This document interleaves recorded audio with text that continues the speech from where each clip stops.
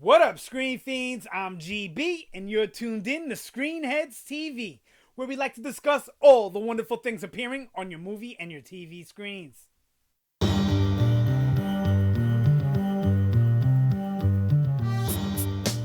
In this episode, I'm going to give my non-spoiler review of Alien Covenant. I'm going to try and make it as quick as I can.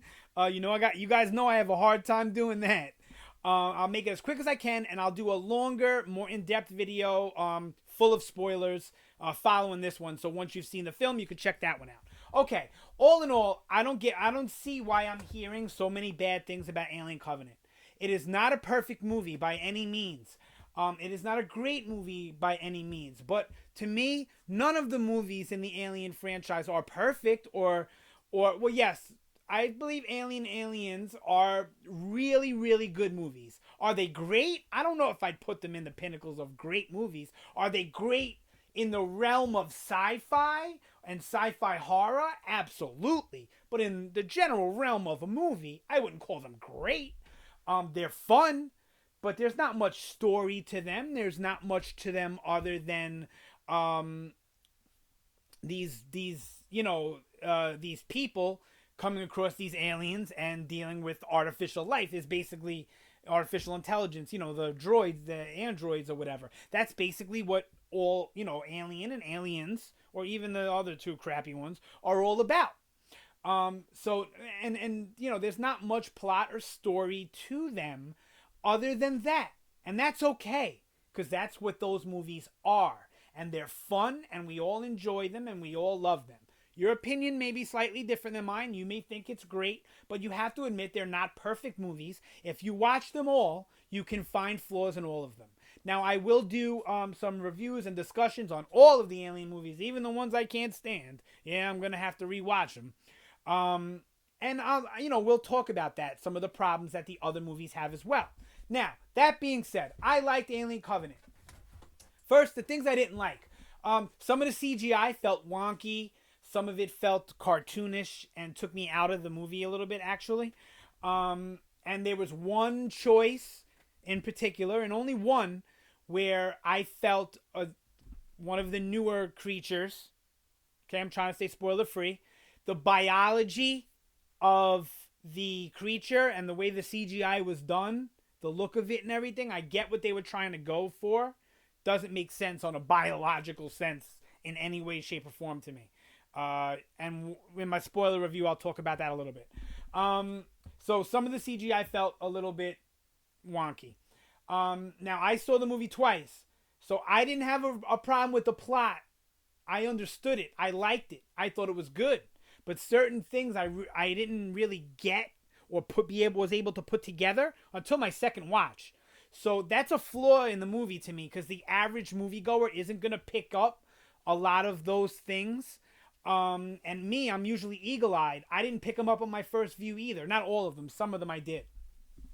So I believe that the movie could have served to be 20 minutes longer, a half hour even, to give us a little more, not action and all that. The action and all that was there, it was good. But to give us a little bit more exposition, a little bit more explaining. And they could have done it in a way that felt organic and didn't feel like exposition, here so you understand this. But I feel like they didn't serve the audience well in the big plot. And it's a big plot in this movie. Out of all of the movies, Prometheus included, this movie has the biggest plot. In my opinion, I feel like, not even in my opinion, I feel like that's fact. But I do feel like it could have served some more exposition for the broader audience. So that to me is a flaw. And the characters is the other flaw that I have, and the only other flaw that I have. And we could have served, like I said, this could have went into the 20 minutes, half hour extra they made the movie, because I believe it was just 2 hours. And I know that's average for now. Fans will go to a 2.5 hour movie, trust me. Look at Avatar, one of the top grossing. I believe that's 220. Look at Titanic. It's like 3 hours long, I think, right? So these are like some of the highest grossing movies.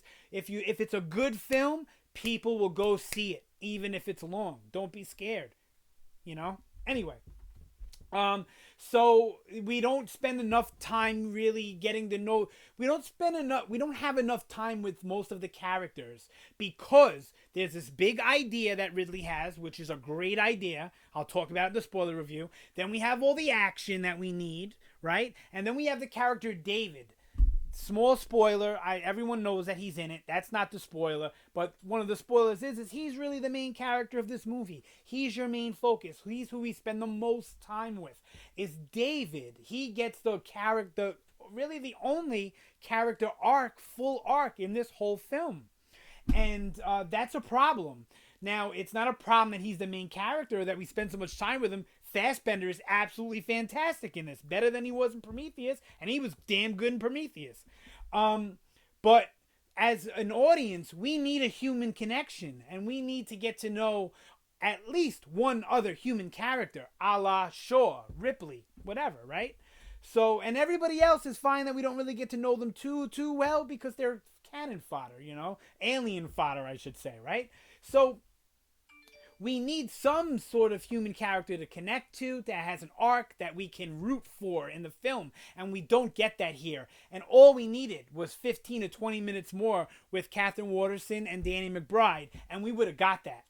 And the movie definitely could have served from the 2 shorts they put out. They didn't put in this film. That's my final flaw, but that flaw goes with the rest of it. Because those 2 shorts, The Crossing and The Last Supper, put them together and they're only like 10 minutes. If you put those in the film, that's 10 minutes out of the 20 minutes, half hour extra I said you should put. And right there, you explain much more of David and what was going on with him and Shaw better than they did in the actual film. And the Last Supper gets you more familiar with the characters. They still needed more growth. They still needed more development beyond the Last Supper. But that, in addition to 5 extra minutes of screen time or story with them, would have gave us a more of a connection. We would have understood it more as a broader audience. Like I said, I got it, and that's why I enjoyed the film. But the average person didn't get that. The average guy that doesn't watch all the YouTube stuff, or that doesn't read all the interviews and watch all this extra stuff, didn't get that in this film. And if they weren't going to put it in the film, they should have played it before the film for those fans who didn't get to see it. That's my personal opinion, and I'm upset that they didn't do that. But all in all, this was a fun sci-fi horror movie. It was more horror than Prometheus, but more sci-fi than the Aliens movies, which don't really touch on the whole science of it all. And I think Prometheus did a good job at that. They could have done better, of course, but I really enjoyed the film, and I wouldn't, certain things I would not change, put it that way. I would only add some things to this film to make it better. But other than that, the action was good, the horror was good. It had some suspense and thriller feels. It had some alien in it. It had some aliens in it, and it had some Prometheus in it. And I liked that, and I wouldn't change any of that. Like I said, a little bit more exposition and adding those 2 shorts that you already filmed, either before the movie or in the movie, would have made it a more enjoyable experience for the hardcore fans and the average fans alike. So, all in all, out of 5, I give Alien Covenant a 4 out of 5. I really enjoyed this film. I had a lot of fun with it both times that I've seen it, and I'm probably going to see it again. And you know what? I'm watching all the movies now, like back to back, and I'm having a lot of fun with it. So, maybe you guys should try and do that the same. Yep, that's it. I enjoyed Alien Covenant. I don't get why it's getting so much hate, but I do agree that there are problems with it. That's it for this one. Sound off down below. If you saw Alien Covenant, let me know what you think about the movie. Definitely look out for my spoiler-filled review. It'll be a longer, probably double the time, and we'll have a lot of fun with that one, kind of dissecting the movie and its good parts and bad parts. Let me know what you think about the video, my review, any criticisms, anything I could change, anything I could do to make it better. I'm always trying to grow as a person as well as a YouTuber, and I can't do that without your help. So thanks again for watching. Always appreciated. You guys have a great day, and I will see you next time.